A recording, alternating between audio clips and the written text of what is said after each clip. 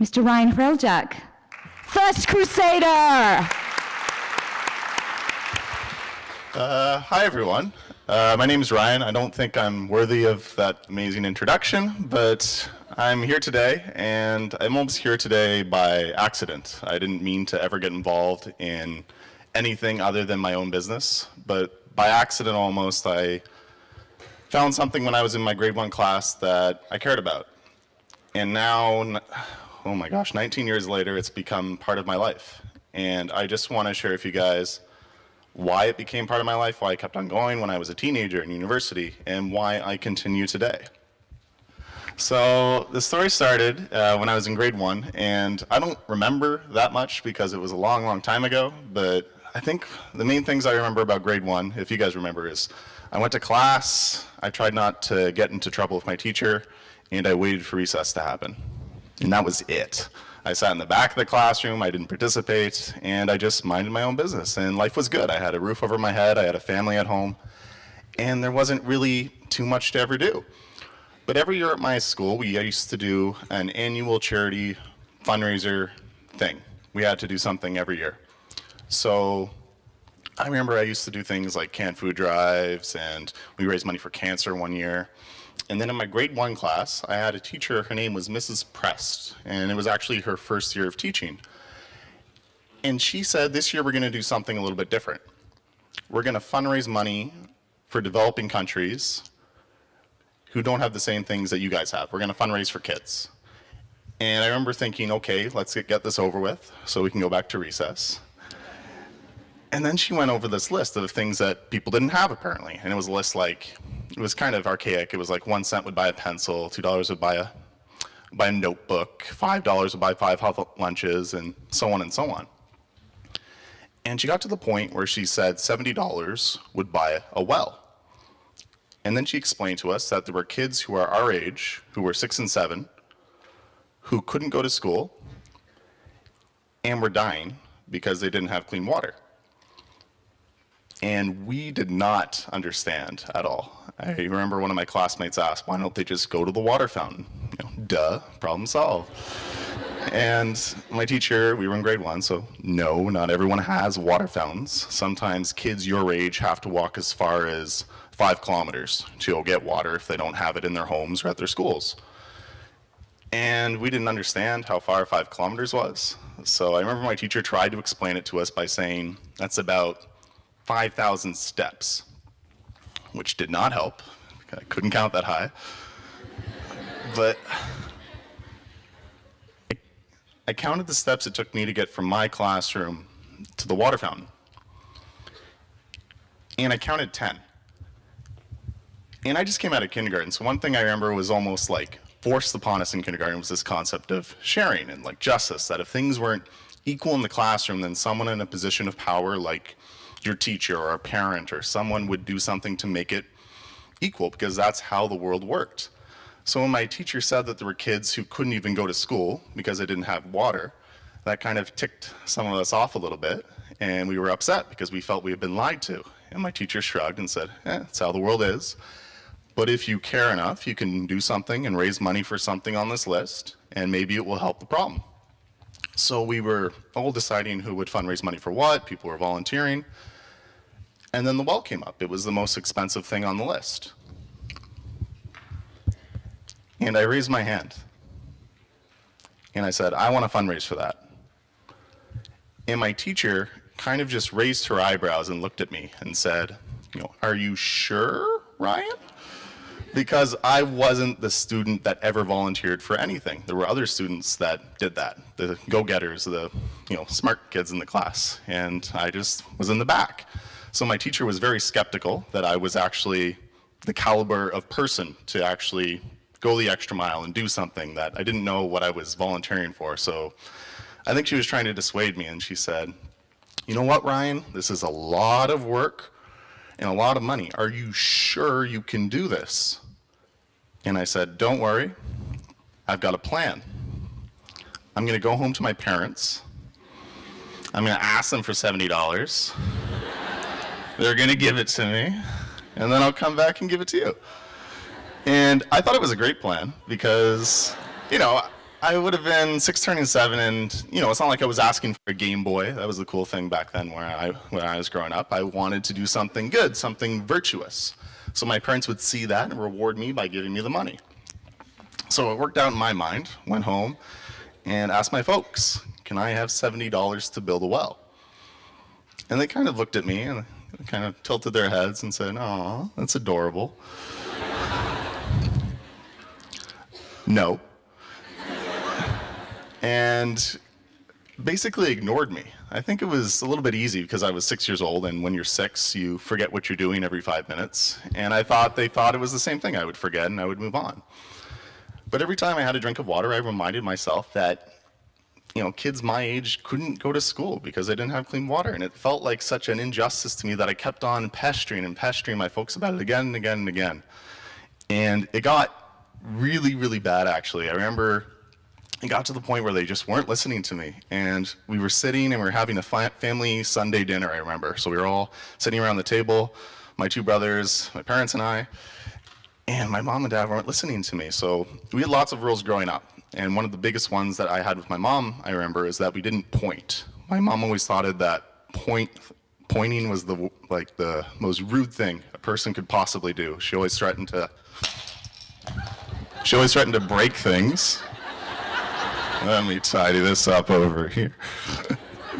She always threatened when we pointed to, snap off our fingers, grind them into hamburger meat, and then feed them to us if we ever pointed.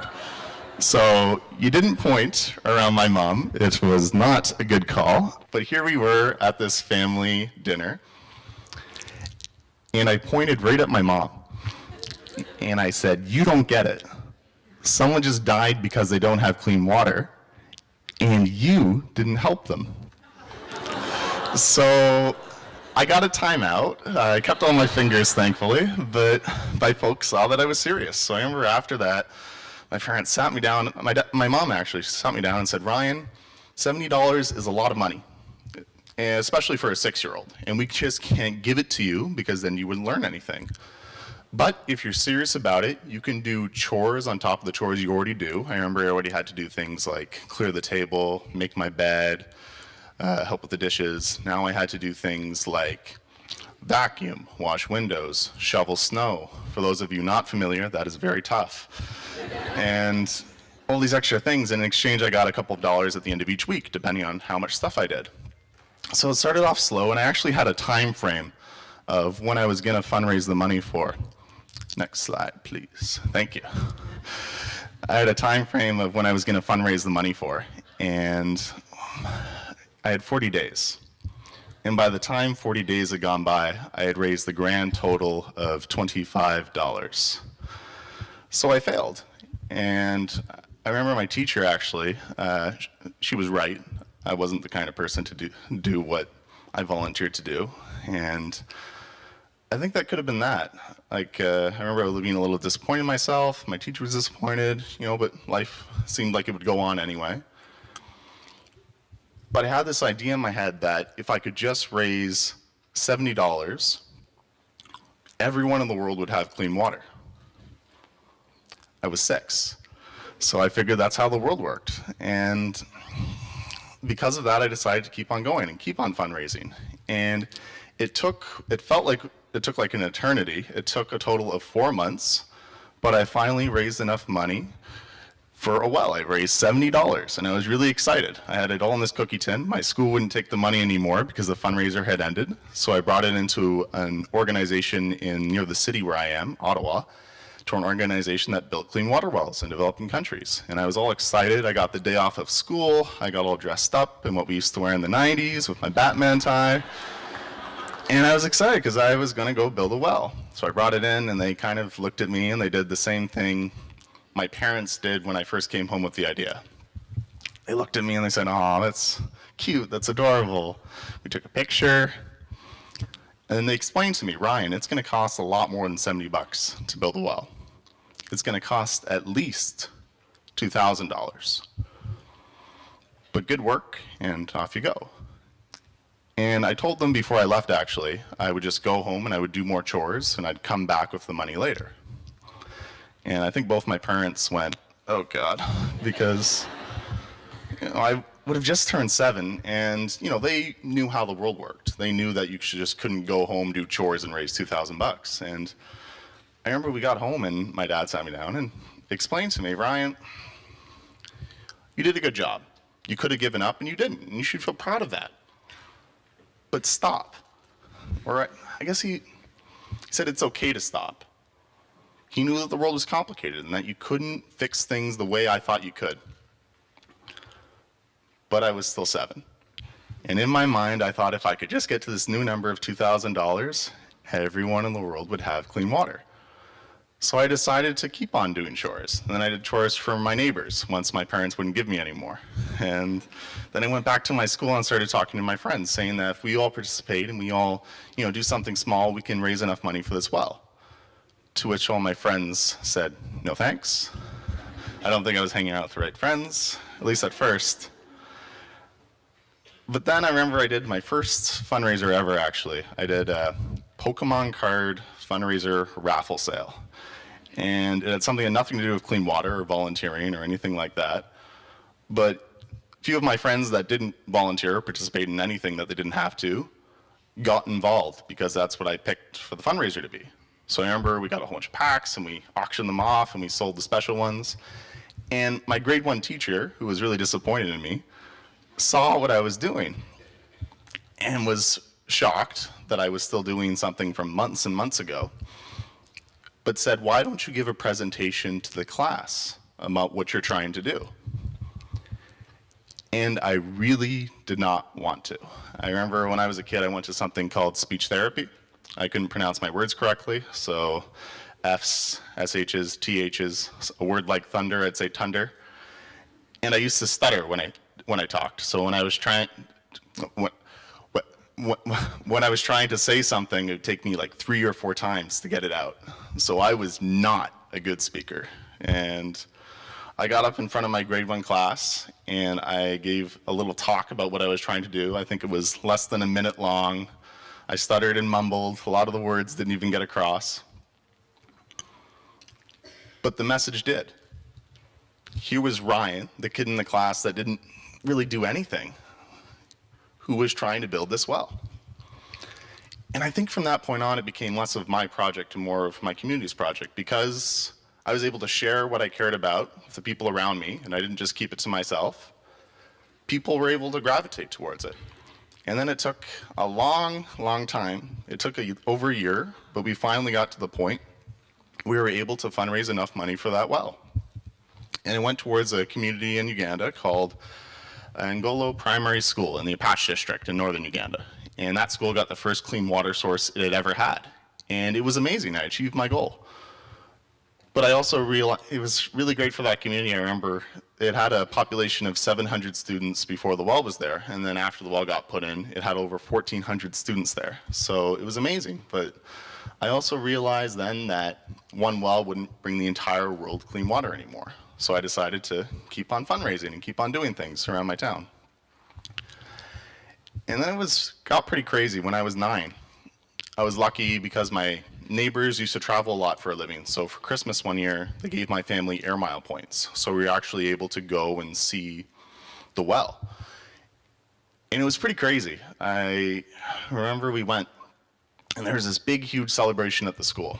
There were over 5,000 people there, and there was a feast and a celebration, and everyone was just so pumped and just so happy because they had clean water.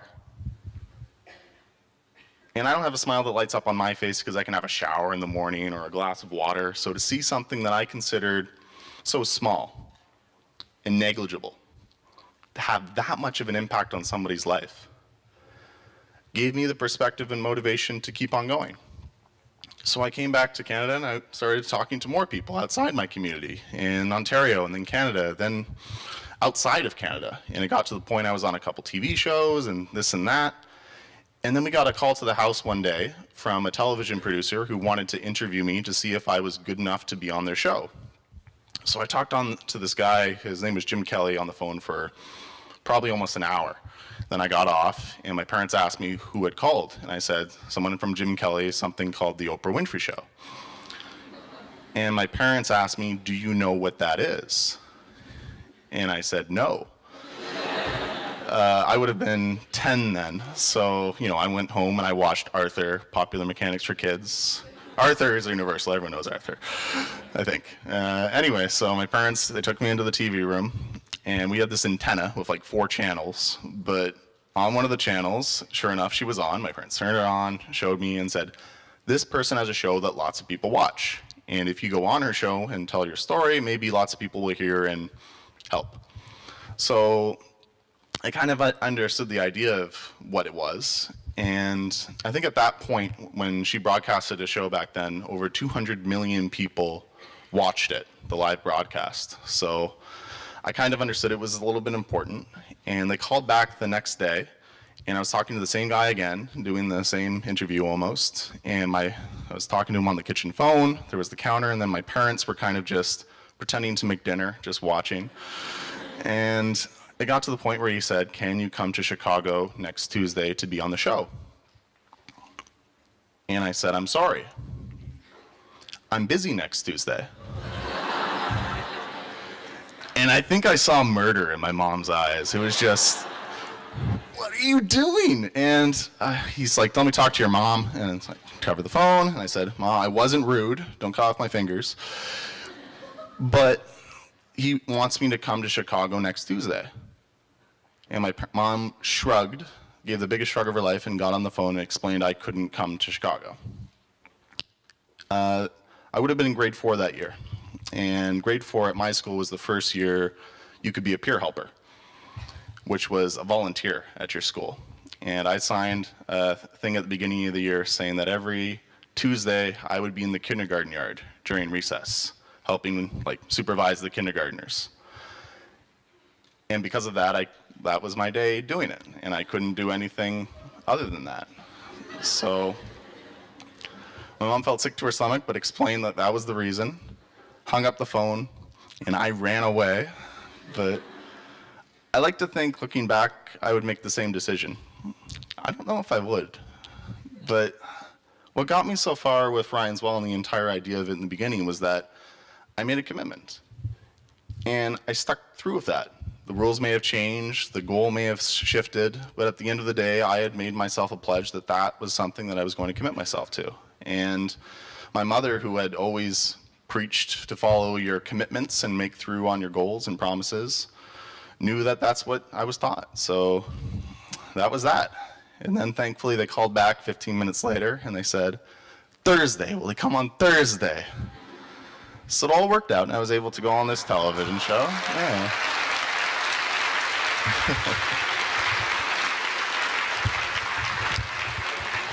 I was a little bit cuter back then, and that was part of a spark of a whole bunch of different things that happened. There was a documentary that was made about my first visit to Uganda called Ryan's Well, and there was this, and there was a front page story of something in a magazine called Reader's Digest that came out.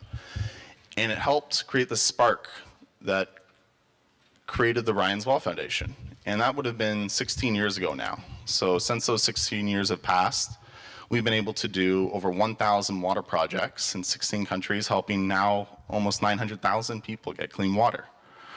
So it's kind of...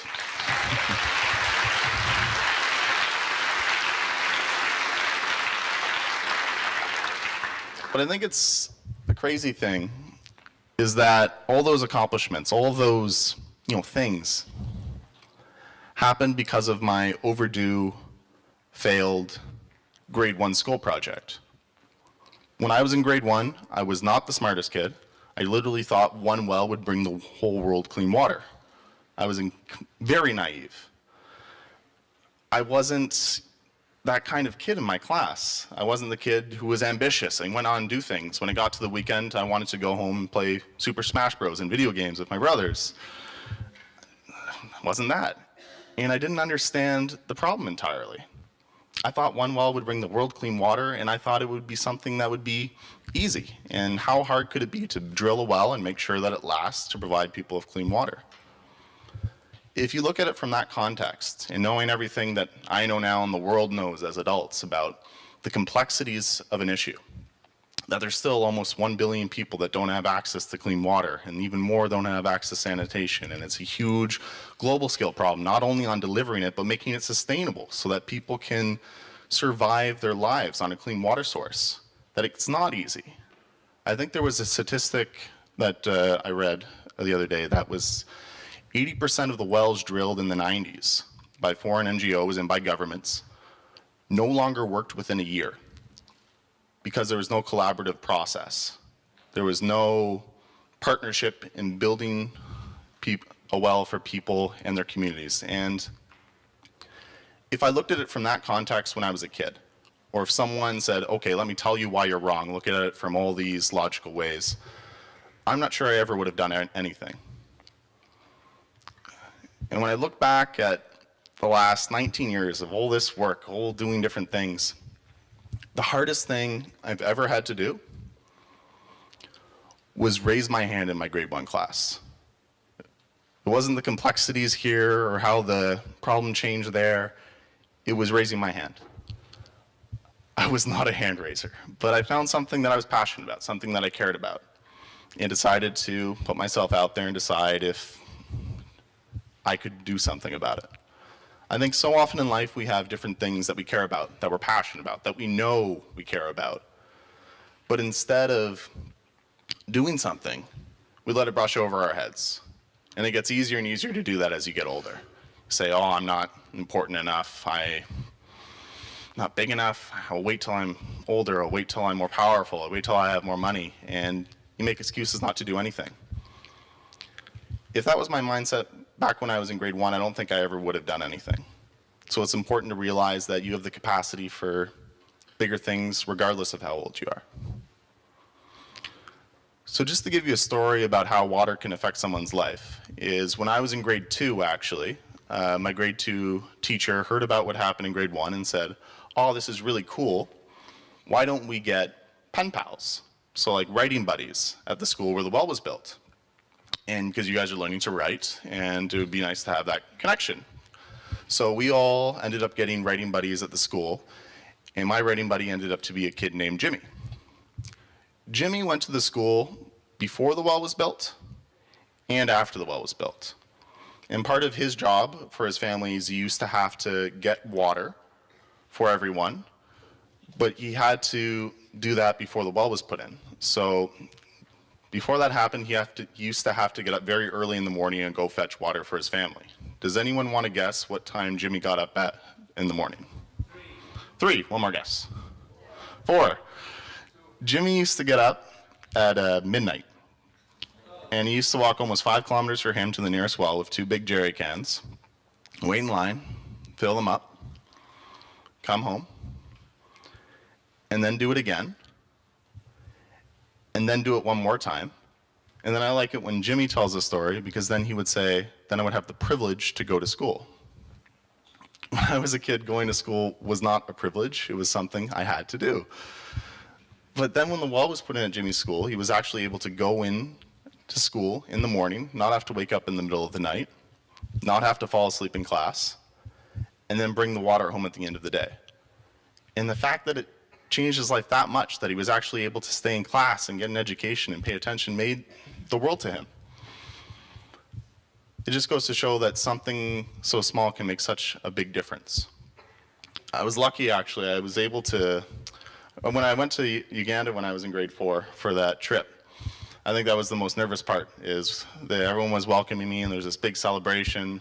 And I was actually looking for Jimmy the entire time. And it turns out he was at the very end where my well was. And then it was really awesome because I was lucky enough to be welcomed at the school for 2 weeks to actually attend class. And I was nervous because I'm from a little town in Canada called Kemptville. And it was on the other side of the world, and I thought it'd be very different. You know, I'd heard all these stories about, you know, it's not like home, and kids here don't have it as good as you, and this and this and this. And then I went to school, and I went to class, and I went to recess, and I had lunch, and played soccer. And I think by the end of the trip, I couldn't really tell my friends back home in Kemptville, apart from the friends I had made in Uganda. And it was amazing to see, and Jimmy was a big part of that. And it was crazy. We hung out. I remember we even had a sleepover one night. He came to where I was staying. We played cards. I remember I had the first Harry Potter book. Jimmy didn't like it very much. It was very confusing. And we developed a friendship. And it was actually on that trip that I learned that Jimmy was an orphan. And he was being raised by his aunt and his extended family. But he was doing all right. And they have a good family structure in that part of Uganda. So we decided to leave and come back. And a few years later, this would have been 2003, there was a lot of conflict happening in northern Uganda with a rebel group that was fighting the government. And how they operated is they operated on child soldiers, conscripting children and forcing them to fight. And the conflict got bad to the point where Jimmy's village was actually raided, and he was abducted. He actually chewed through the ropes that were tying his hands up, and he ran off, and he escaped into the bush while they were shooting at him. So he ran away, and then he came back to his village the next day, and everything had been burned down. And the people that were left in the village blamed Jimmy for the village burning down, saying that if you didn't run away, the rebels wouldn't have burned the entire village down. They did this as punishment because you ran away. So now we have nothing left, and it's your fault. So you're no longer welcome here. So Jimmy would have just turned 13 at the time. So a lot to take in. And we heard about this all, this is a long time ago, we heard about this all from an email from a contact of ours who was helping us correspond, do water projects in that area, in a different area. And my family was sending us some money for Jimmy's schooling every year. But as a family, we realized that we were meant to do more. So after the craziest month ever, we ended up getting Jimmy to be able to come to Canada on a visitor's visa to attend a conference, actually, and then found out more about what actually happened to Jimmy and that he wasn't safe to go back. And Jimmy, when he came, he was my best friend, and he just became my brother. And so my family decided, and Jimmy decided he wanted to stay, and we ended up adopting Jimmy, and that would have been 13 years ago now. Yeah, so that's crazy.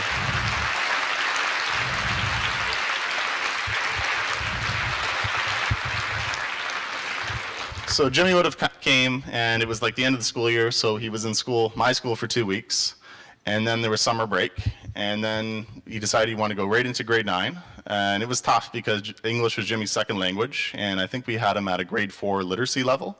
But he decided he wanted to go right into grade 9, so he went in, he worked his butt off, he graduated high school, went to university in Canada, out on the East Coast, got a degree in anthropology, realized he couldn't do anything with a degree in anthropology, and ended up going to Western Canada in a place called Alberta, where he got his apprenticeship for welding and pipe fitting. So he's actually the smart one in the family, and he got married 2 years ago. I was the best man at his wedding, and he's got a baby on the way now. So, yeah. So, one of the things about Jimmy when he came, and it's something that I remember my little brother used to bother him about all the time, is Jimmy had this smile that lit up on his face every day because he was so grateful for everything that was around him. And my little brother used to bother him saying, "Jimmy, you smile when you sleep. Like, what's wrong with you?" And it's just because of that opportunity to live a better life. And I think at the end of the day, when it comes to water, when it comes to empowerment, we all deserve that chance to live a better life. I'm from a very small town, and I remember one of the things that really got to me and why I started is that was because I hated math, really. I hated going to math class, writing math tests, and it was awful. But one of the things that really got to me that if someone else who wanted to go to math class, who wanted to take that math test, who would have done a lot better than I ever would have, couldn't, because they had to go get water for their family. It got to me on a level that I can't describe. And so I decided then that I was going to try to do something, and ever since then I've tried my best to make it so.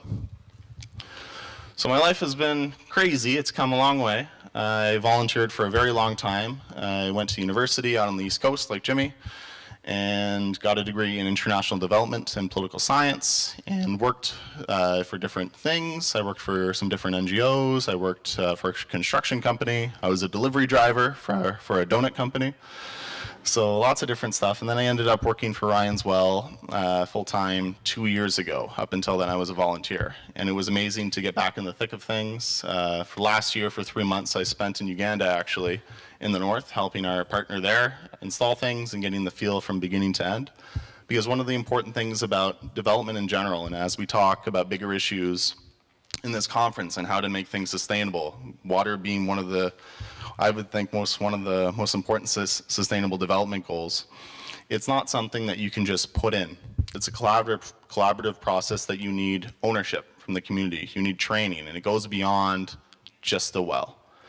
And part of that is a lot of process into making sure that people have the right training, that people take ownership so that when the well is put in, people collect a tithe from families that use the water. And then they use that to replace nuts and bolts, to replace piping even. And if you do that, it leads to so much more than just the well. It leads to opportunity where people don't get sick so they can go to work, where kids can go to school. And without water, you can't go and do much. So that's why we started doing water work when we were first founded 16 years ago, and it's why we continue today. So a story that I want to segue into closing here today is a story that I heard when I was 8 years old. I was lucky enough to go on this television show. It was called The Galloping Gourmet. Has anyone ever heard of The Galloping Gourmet? You guys are young, it's okay. So for the older people, for the younger people, sorry, it's actually a cooking show. And it was a chef from New Zealand. His name was Graham Kerr. And he used to have the show where he used to cook all sorts of food and have guests on and talk about life and different things. And I was lucky because he was visiting Toronto one year, and he invited me to be on the show. But before I went on, he sat me down, and he drew me this picture, and he told me a story.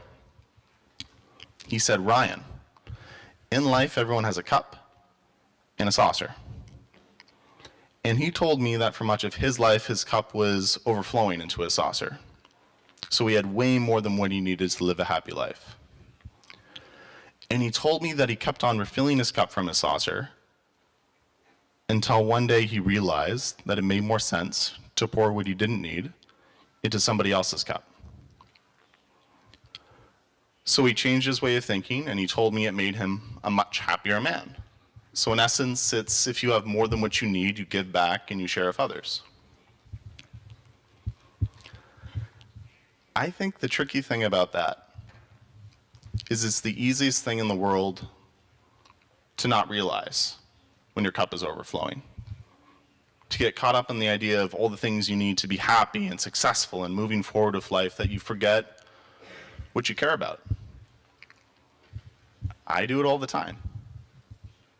So I think it's important to take a step back every once in a while and reconfirm what it is you care about and do something about it. Whether it's small, whether it's big, find time for the things you care about.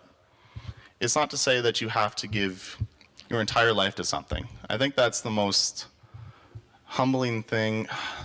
No.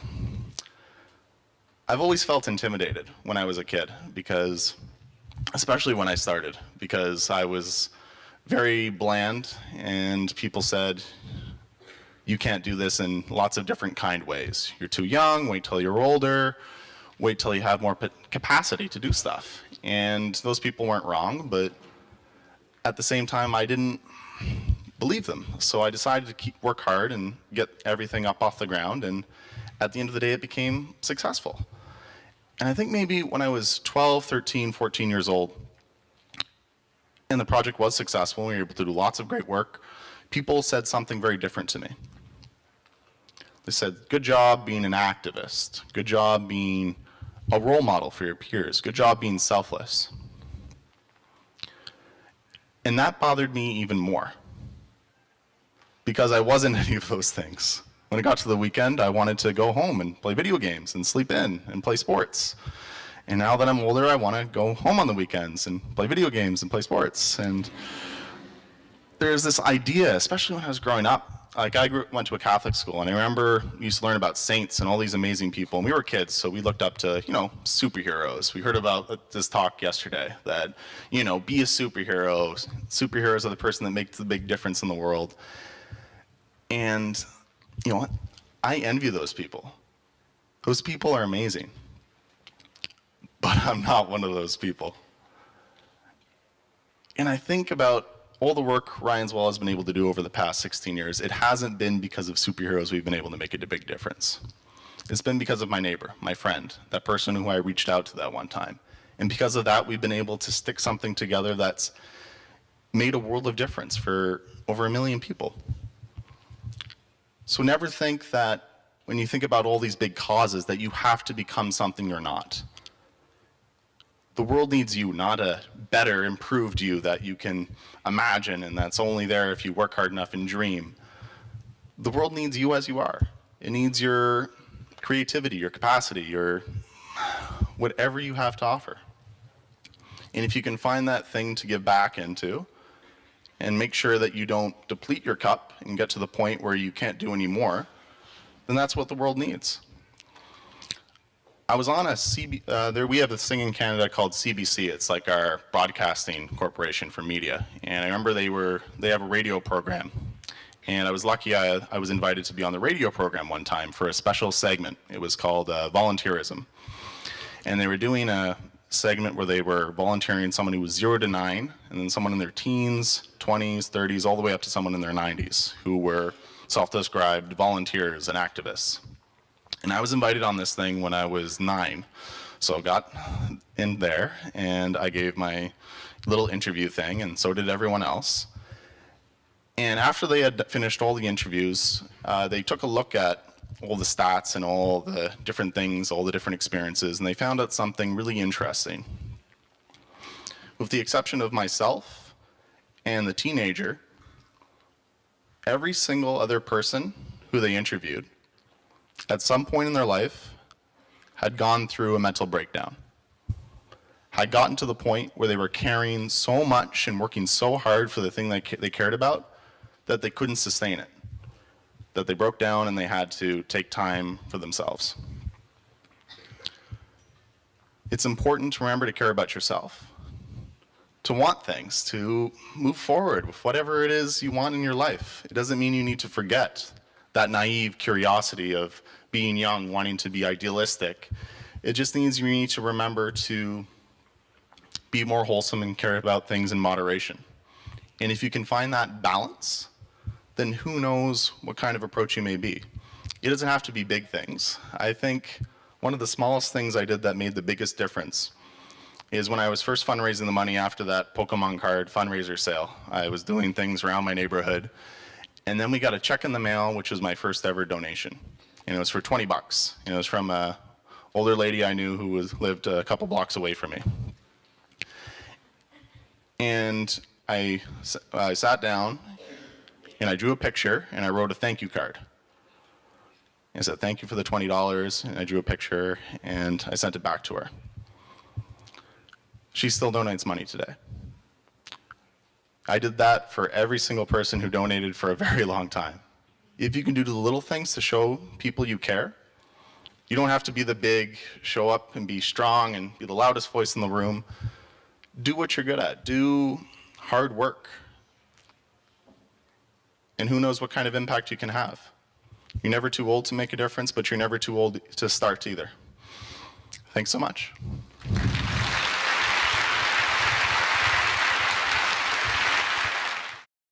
Hello? Do I need to introduce myself? Yes. No? Yes, Okay, I'm Michael. I'm from Uganda. I'm actually from the north. we're in the north. My mom's from Padere, Alright. and my dad's from Katido, which is Yeah. northeast. All right, great. So 2 questions, real quick. Because climate change, I was perusing some documentation, and I discovered climate change is related to, man-made climate change is related to water shortages in sub-Saharan Africa. So I just wanted to find out if you talk about climate change as well, and also if you try to support irrigation as a supplement because there's a lot of reliance on rain-fed agriculture. So yeah, that's it basically. And thanks a lot, man. No problem. Thanks. Yeah. Yeah, so what...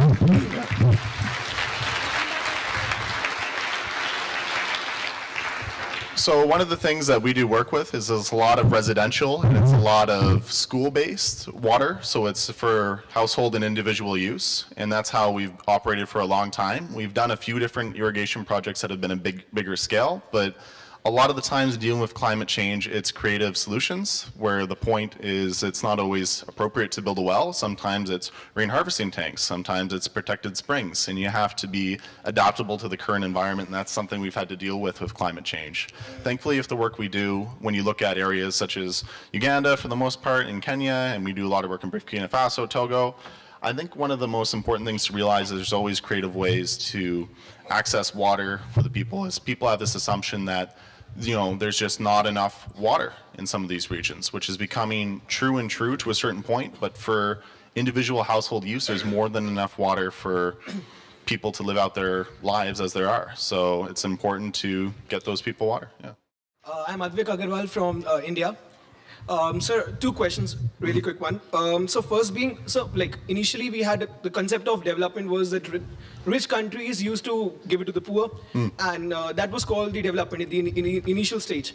And so as far as I could notice, be it your organization or be it any other organization, what we are doing is we are raising funds and we are helping the poor. So isn't it somehow synonymous to what we had the earlier concept of development A? So because I feel that, youth, if we are talking about youth, we are saying that you should get youth into the picture and they should help. So I feel that the people should help themselves. I feel that the beneficiaries, they should be capable enough so that they can solve their own problems. As youth, we should be with them so that we uplift them, we empower them instead of helping them. So this was a first question being regarding, so what are your thoughts on this? So secondly, sir, regarding my own country, India, I've worked in the sanitation sector, and so we are known for our heritage, we are known for our culture, we are known for spicy food, we are known for everything. But the thing is that, thanks for that, we are, in terms of sanitation, we are at the poorest of the poorest state. I mean, so 590 million people in India, they defecate in the open. And it is expected that by 2050, we won't have a single drop of water and people would be on roads without any access of water, without any availability of water. So accessibility is one thing that you solve through the, by building a well. However, sir, availability, I think that it's going to end in 2050 and we're all waterless. So I want to know about your initiatives because in India specifically, because in India we need organizations like yours who can, get some international support and help people so that they can have sustained water for a longer period of time, for a longer period of time. So I just want to know about your initiatives out there. Absolutely. To answer your first question in terms of the helping people help themselves kind of thing, that was probably the biggest thing when I was in my community when I first started fundraising. I'm from a very conservative, I'd say, hick town where you help yourself. And when I was presenting, I was talking about that math story. It wasn't necessarily, I never viewed it as charity. I viewed it as you want to give people the opportunity to go to school, the opportunity to go to work. And when it comes to water, it's something that you can't do anything without. It doesn't mean that it's, with the United Nations, I think it's done something incredibly important when they declared water is a right. But it's also a right that you have responsibilities for to take care of. So when we do a water project, it's a matter of people bringing on to make that happen. So when we look at all our proposals and all the work that we do, we don't do work somewhere if there's no leadership in the community, if there's no people willing to take on important roles in something like a water committee, someone like a treasurer, something like a secretary, something you would have in a municipality. Those are important pieces to make it work, and without those, we wouldn't do any. We have a look back campaign where we look back 5 and 10 years after we do our work. We look at 60 to 80% of the work we did to see what's working well, what's not. It's not a one problem solution. This is what you should do everywhere. Every community is different, especially if you're in a place like Uganda, for instance. You could be in one place, go 2 hours down the road, and it can be an entirely different language and culture and everything else. So you need to be adaptable.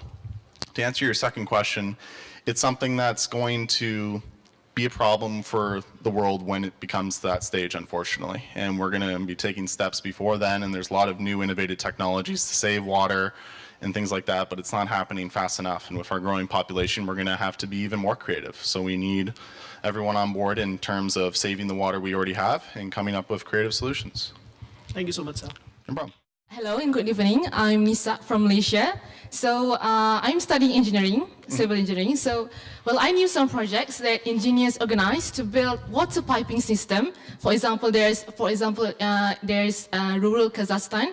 There's engineers building water piping system there. So my question is, how can we engineers collaborate, or in what way we can join you to help the people have access to clean water? Yeah, when we look at our capacity, we work with our on-the-ground local partners to have materials, hopefully almost always on site. But a lot of the times we have to bring in things from India and South Africa, depending on what kind of deals we can get for certain materials. So I will give you my card if I can talk to you later, and that would be a good contact. All right, So thank you. you. Yeah. Thank you so much. Oh, hi. My name is Qing, and I'm from Taiwan, and I have two questions. The first question is the same as the second speaker, which is that has you considered to help the community to help themselves, and you already answered. And the second question is really simple. It was that when I was sitting down there, and I was thinking that if I were you in that classroom, and my teacher asked that, is there anyone want to like fundraise for a well? And I might raise my hands maybe faster than you. And I said, I have a plan. I'll go back to my parents, and my parents maybe get to ask for like $70, right?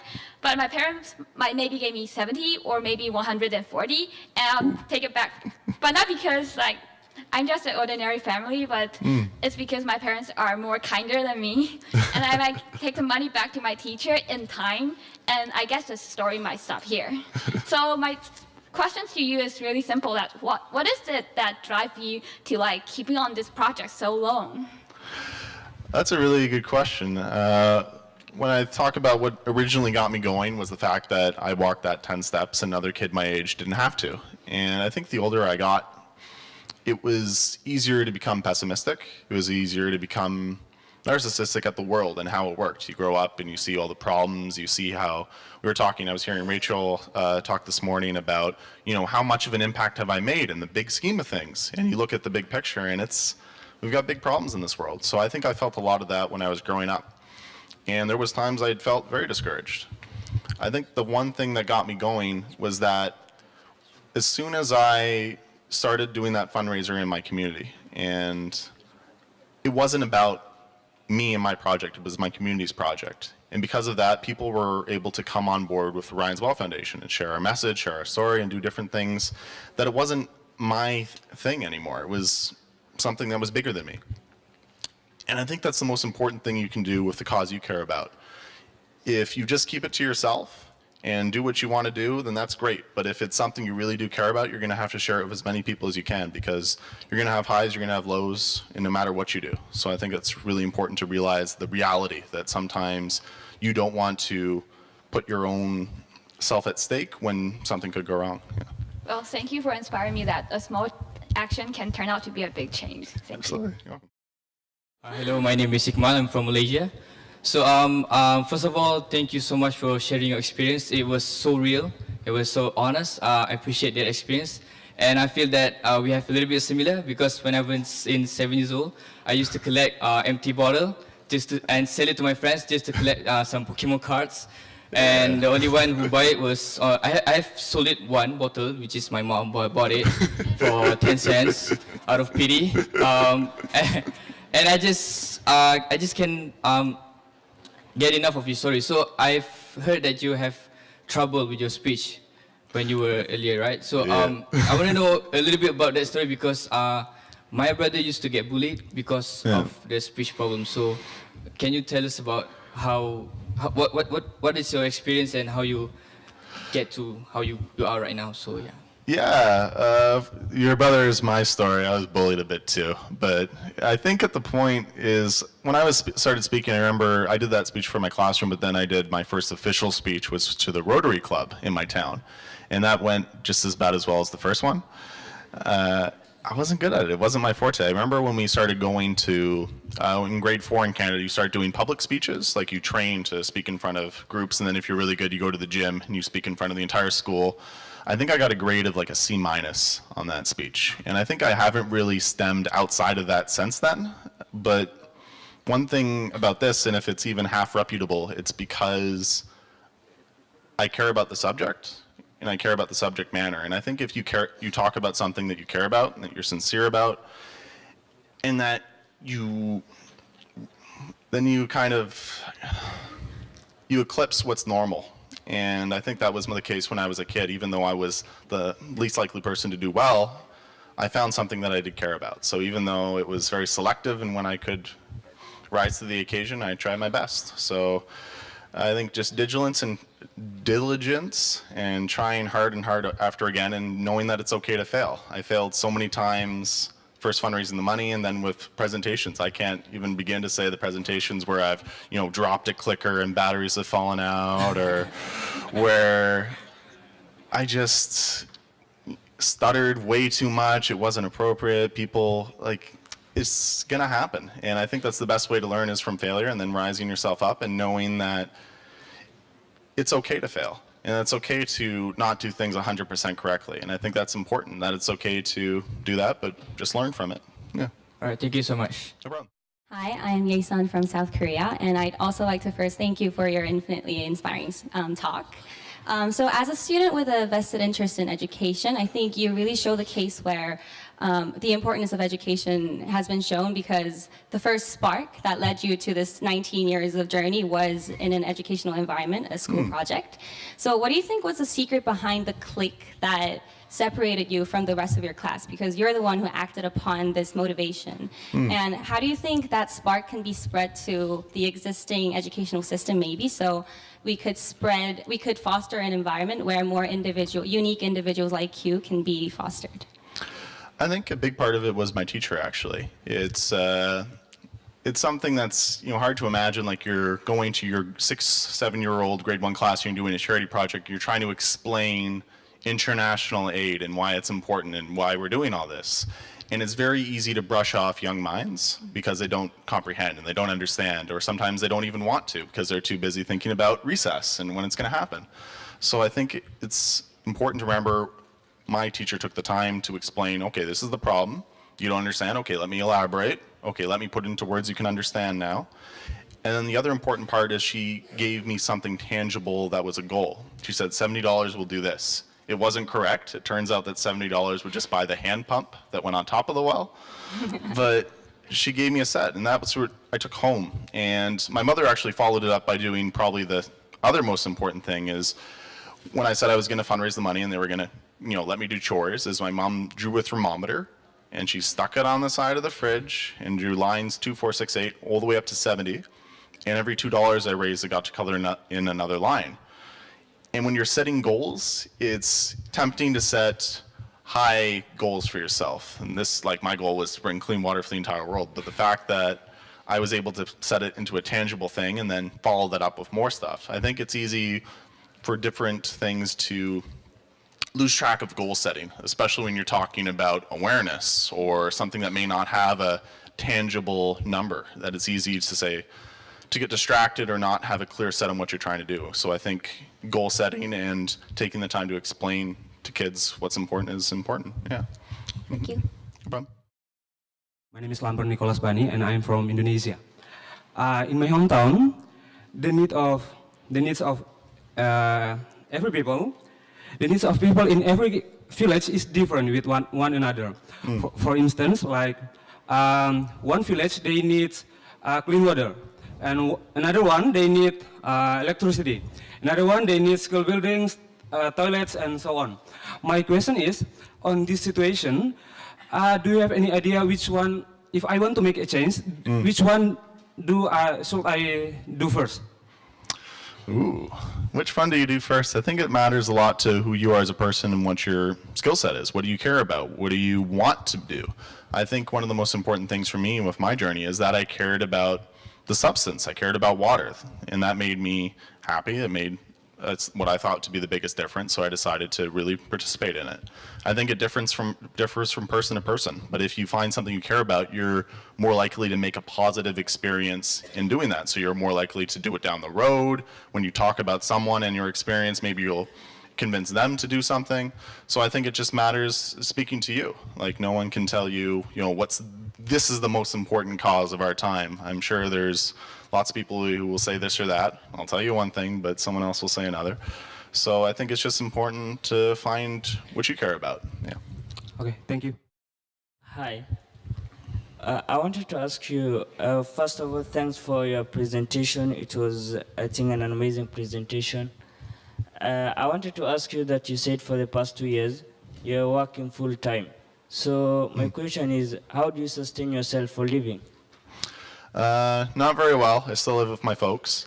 It's just a matter of compromise and things like that. Maybe one day I'll move out, but yeah, it's we're still very small. When we started the Ryan's Well Foundation, we had a completely run volunteer staff, and then we started fundraising more money, and it got to the point where we needed more accountability, so we had to bring people on. And now we're at the point where we have 3 full-time staff, 2 part-time. And that's been able to help keep our project work going up to a capacity that we're happy with, and we're able to keep on, bringing in money to do the work. And it's gotten to the point now, last year we had our most successful year ever actually in terms of fundraising. So it's a big question of our capacity in terms of where we go from here, because we talked earlier about when you get too big, do you still have the same level of accountability? Because at this point, we go to every single project that we've ever done. We are very hands-on in every single one, and we can name them. And it's important because it's about knowing that if I go to someone and I say, you need to donate to this because it's important, to know that I can vouch for every single cent of where it's going to go. So it's important to just, make the ends meet. For myself, I'll be all right. I'll figure it out. Yeah. Hi, I'm Zach from Singapore. So I have a question, and I believe it applies to many of us. And it is, how do you juggle humanitarian work or being a student? How do I juggle humanitarian work and being a student? When I was in school in a very small town, and my teachers were very lenient. So whenever I needed to go somewhere and do a speech, when I was a kid, actually, I was very lucky. I got to travel to over 40 different countries to do presentations and speeches and fundraise. So I missed a little bit of school. My teachers have the philosophy of you're going to learn more outside of this school than you will in it. But I think at the end of the day, I did a lot of homework in airports and cars, and I had to do lots of things to make that so it was acceptable. But when I got to university, I actually had to take some time and take it to actually read all the coursework and do the readings every night. I had to take time for myself for that. So I think you have to know where you can draw lines in terms of what you can do, and you get to be honest with yourself. So I think my second year was really tough for me, so I think I only did 3 or 4 presentations and lots of different small stuff, but I took a big step back because, I had to focus on being a student. So I think you just gotta take the balances and your limits and just be honest with yourself. Thank you. Thank you, Ryan, for your edifying presentation. I'm Joseph from China. My question is if you were well informed of the situation, about the diligent work, when you were in the grade 1, will you still put up your hand? And what is the balance between the information, before doing volunteer work, is it better to do more research to be well informed, or is it better to be a little bit naive? Yeah. I like that question, Joseph. That's so philosophical. No, I kept on, my approach was that I didn't know enough about the subject, and that was a good thing in my perspective, because otherwise I don't think I would have gotten engaged. So in that perspective, it's a good thing. In other ways, as I got older and I realized the complexities, that was important to realize when you come to actually doing the work and it comes to making sure that it's sustainable and it's making an impact. It's important to understand every little logistic that's complicated and work as hard as you can to make sure that it's the case. So that was probably the most pivotal thing of all.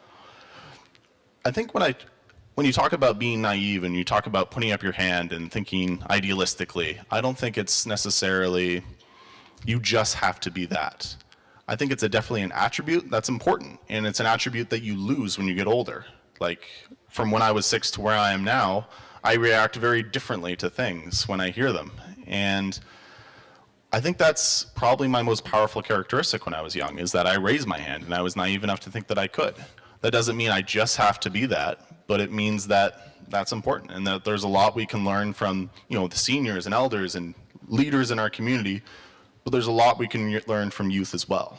So I look to youth, actually. I look to kids and for my inspiration sometimes. So it's really important, yeah. Thank you. I'm Ronza, and I come from Israel. So I volunteer with Engineers Without Borders, Nice. and we work on similar projects, and we try to provide water for villages in Ethiopia. One of the important things for us is to get the community involved, and we want to work with the people and not just come as outsiders, give them a solution and leave.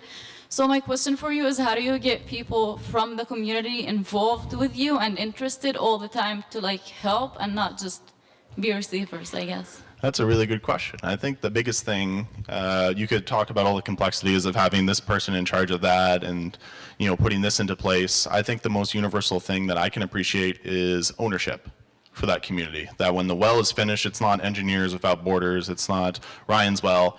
That community, the well belongs to them. It's it's owned by them, so they can establish the bylaws and how it works in terms of how it's taken care of, in terms of who uses it. It's incredibly important for ownership to have over that well, so it lasts. When I was in Uganda, I would have been there this year in January, and we were doing our look back campaign where we were looking at different wells that we've done. And we went to one that we did 12 years ago, actually. And it was in an area that's changed a lot, like an entire little town has spurted up around it. And the well itself was really different. Like it was like, they had to redo some of the concrete, and there was this big hole that came like almost under the well. And like it was different, but it was still working. And we talked to them about questions, and they were doing all these different things. They were selling water to a prison that was like 10 minutes away. They were like putting up water in jugs, and they were biking it down to the prison and selling it there. That wasn't part of the plan, but the fact that they have that in their capacity, that they can choose to do that, is important. So when you talk about capacity building, it's important for ownership, I guess would be the biggest thing. Yeah. Hello, my name is Lemon, and I'm from Hefei University, China. And as we all know, do the same thing all the time is very difficult for us. And of course, except going to school. And I just want to know why you are so persistent, and what's your belief when you save the money to build a well to others as a child? I was very stubborn, probably for the wrong reasons. I'm not sure, because I always failed to reach my goals. And you would think that that would put me down and I'd feel discouraged from actually doing something. But for every failure, I think there was also a success. And there was also, you know, an idea in my mind that what I was doing was really important. So I think if you keep your bearings of what's important and what your values are and what your priorities are, then you should persist through failures, and that those shouldn't matter at the end of the day, because success shouldn't be limited to, okay, if I care about something and I have success, then I'll keep on doing it. Sometimes if you care about something and you fail, that doesn't mean failure doesn't mean you stop caring. It doesn't mean the issue stops happening. It just means you have to try in a different way. So I guess it's just my interpretation of failure. It's not a dead end. It's just, okay, I have to fall down, you know, more, and then keep on going. Yeah. Thank you so much. Hi, my name is Amelia, and I'm from Canada. Yay, Canada. I run an organization on campus called Enactus, and the #1 barrier that I've been having with the organization when it comes to running projects similar to yours is motivating and keeping volunteers engaged throughout the year and trying to get them involved. And I've noticed that they're really excited when it's like the first month and everything's starting to get going, but then when the work starts getting hard and they're not seeing the results they want, they tend to give up or leave or make excuses. So what is your advice when it comes to managing different volunteers?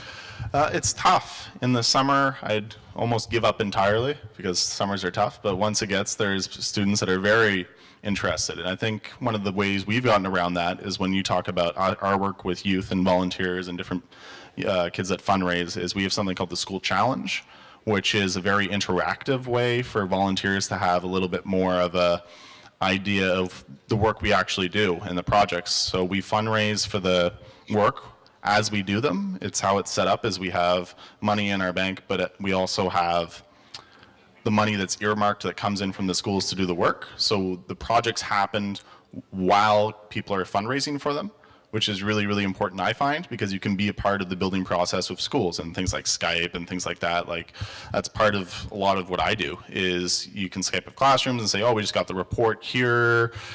They just got water today, it's just cemented, they just got the hydrologist test back, and it's a lot more of an interactive process. I think you need to use those tools and assets to connect with volunteers, connect with youth, and to show them the tangible results of what they're doing. And I think if you can't do that, then you have a really big problem. So to make sure that you take the time to do those things is important for youth especially, and you create a positive relationship, then they'll want to volunteer again or volunteer for that duration. But yeah, it's tough. Thank you. So hi, my name's Luke and I'm from the United States, and I just have a simple question for you. What's the cost if I were to raise the money for one well today? What's the cost? Would it cost? Yes. Yeah, it's different than it was. A part of that is because it takes a lot more training and the things. It's not just building the well, it's building the, the idea to make it sustainable. So in those kinds of contexts, it can cost Canadian-wise $6,000 to $10,000 for a well. For different projects, it can cost different things. So when we do rain harvest watering tanks, they can cost around $1,500. When we do springs, protected springs catching the runoff from mountains, they can cost $2,000. But those are all general things. Every project is different. And where we do work, we work in very remote areas where the biggest need is. So when we look at our vulnerable sectors on people who we want to help, it's seniors, it's kids, and it's women. So those are the most vulnerable people to the water crisis. So we try our best to meet those, and it doesn't mean that, a lot of it's transportation, a lot of it's getting the materials to where you need to go, so they can go up even higher. So, but it depends, yeah. And secondly, if we couldn't donate the money, what would be a way that we could volunteer? Yeah, we have a website called ryanswell.ca, and you can donate on there or just see the work we do. It's important to find the thing you care about, but if that's what you're interested, absolutely. It's ryanswell.ca, or you can email me. I'm ryan@ryanswell.ca. Then I can tell you more specifically about the work we're doing, and if you're donating more, we can be hands-on in terms of where that's actually going. Thank you. Mm. Kia ora. My name's Zach. I'm from the University of Waikato, New Zealand. Cheer! I guess what I'd like to bring up today is that I imagine, like Canada, New Zealand has a lot of abundant fresh water supplies. So I do recognise that it is our responsibility as a developed nation to help out developing economies with their fresh water. However, what I'd like to bring up today is that in countries like Canada and New Zealand and most of the Western nations, we don't really recognise fresh water as the resource it is. I know in New Zealand specifically, we don't have proper irrigation systems. A lot of our fresh water supplies in the streams are going away. We're sending out bottled waters with no regulation to try and, I guess, recognise the scarce resource that it is. So my question today is, for me, a New Zealander going home, what can I do to ensure that not only developing economies today and for the next 10 to 20 years have access to fresh water supplies, but making sure that all nations for centuries to come have that same access to fresh water? That's a really good question. I think it depends a lot on the education of people in general. So when you talk about, what is your watershed? Where does your water come from? How is it filtered? Who's responsible for it? Those are all important questions that nobody asks. So when you talk about actually having an impact, it's bringing those to the forefront. So people are voting on those issues. So people know where people stand on water rights, who is going to bottle the water, who is going to use it more, who has the contracts for it. I think in Canada we have problems of our own with Indigenous communities that still don't have access to water sometimes. And we have big companies that come in and export it. And we have businesses in terms of cattle that use so much water in proportion to what they're allocated for. So I think it's a big part of bringing it to the forefront and making sure that it's a discussion now instead of later. Yeah. Thank you. Hi, I'm Marlene and I'm from UNSW Australia. What I really appreciated about your talk was your authenticity and your really nuanced view on how we can make positive change in a really sustainable way. I sometimes feel that activists have to be aggressive and speak in extremes and rhetoric that is not really realistic or practical. I hope I'm not mischaracterizing you, but I don't get that same impression from you. As someone who's not naturally that and has to read this question off of my phone, or as an underdog, as you describe yourself many times, how can you suggest we can get more people to listen? I think probably the most important thing about why I ended up being successful is that whenever I gave a presentation or talk, especially when I was young, there were people who were going to be engaged and people who were going to be, attentive, and there were teachers that are going to pat you on the back anyway. What you want to look at is the people who aren't going to go do those things. You want the people who aren't involved, aren't engaged. You want to reach those people. Those are the real people you need when you talk about making a big change. You're talking about, involving the layman, the me. And I think it's important to just be relatable and to, speak to what can actually be done in terms of specifics. And if you're real with, the problem, the solution, and you don't sugarcoat it with this feeling of almost guilt. Like, I feel like part of making positive change that lasts and that's sustainable is creating positive experiences for people. So if you approach a problem saying, oh, we need volunteers for this, you owe me one, so you got to do this. That's very different from, this is going to be hella fun, come on, it's going to be great, we're going to learn so much, and it's going to be a great time. Like, those are very different approaches to leadership. And I think when you talk about leadership in terms of longevity, you want to go for the sooner. You may get a lot more money or attention or something else by being louder or going, and it can be effective in a lot of cases. But in terms of myself, that's just not who I am, so I would go with the former. Yeah, and that's possible, yeah. Hello, my name's Maddie and I'm from Australia. I went to India in the summer of 2015-2016 and worked on a water sanitation project. And from that, I learned that you can give people the infrastructure, the resources to clean water, but it doesn't necessarily mean they're going to use them. For example, the village I was working in, they had this massive reverse osmosis water ATM where you could go and pay like $1 and you'd get 8 litres of clean water. But the people didn't know that the water was what was making them sick, so they didn't think they needed it, so they didn't necessarily use it. So I was just wondering if you've come across this problem, and if you have, how you kind of combated it. We did it by making an education kit that we could incorporate into the curriculum of the primary school kids so that they could go home and kind of implement it through their family. But yeah, I was just curious as to if you've come across this problem as well and how you dealt with it. Yeah, I think one of the important things is planning in advance. So knowing what the idea is, what people would pay for their water. So when it comes to price, it's when you look at a lot of the regions that we do work in, if it's remote areas that rely on subsistence agriculture that don't have basically any money. So when you look at the community, they create their own networks, not their own networks, their own blueprints for what is paid, what is owed, what will keep things going. And that's incredibly important. You don't want to overproduce and have, a system that may be very good in terms of water filtration, and that's very healthy and that's got nothing in it. But if people aren't, like $1 for 8 liters of water for a lot of people in this world is not something that they're going to pay. So it's just a matter of doing the proper planning to know what people would pay, and then making sure that it's not something that's out of touch and out of reach. I think that's really important. Okay, thanks. Good afternoon to everyone. My name is Malena and I'm from Argentina. Thanks so much again for your speech.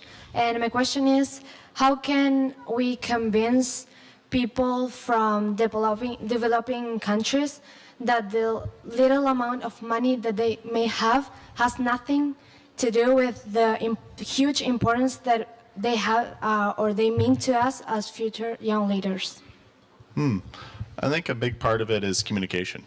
It's really easy to be distant and say, thank you, goodbye, and especially when you get what you want in terms of a donation, in terms of investment, in terms of a volunteer. It's the extra mile to help people understand the specifics of what's going on and what that impact is. And it's extra work, but at the end of the day, it's the most important thing. So I think it's just creating positive relationships with good communication. And if you're doing work with whatever it is and you're able to show that, then that's perfect. And that you can showcase that all day long.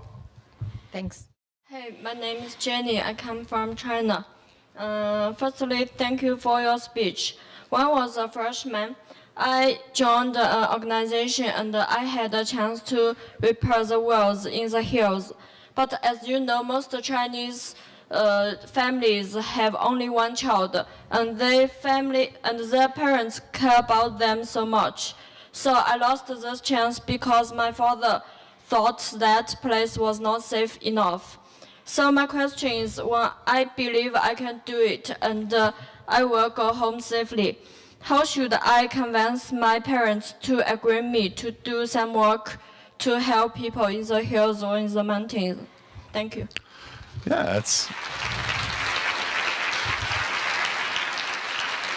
that's a really good question, because your parents obviously want the best for you. And when they think about that, they're saying, okay, this is values that are important and you need to worry about yourself, obviously. I think an important thing is compromise and goal setting. So when I came home to my parents and they didn't listen to me, I felt like it was a matter of, being stubborn but willing to negotiate. And I think that's important for everyone. So when you talk about a relationship with someone like parents, it's important to know how to do that, because you can do it in the wrong way and you'll get your finger chopped off. But you do it in the right way and you create a positive relationship where not only you can grow and do what you want, but they can grow too. I don't think you're ever too old to learn from the people who are under you, even if they're own kids. So maybe it's just changing the culture from, yourself. Knowing that you don't have to do it brazenly and all at once and rebel and say, no, this is what I do, I care about it, but maintaining a positive relationship and trying to incorporate what you care about into it. I think, yeah. Okay, thank you.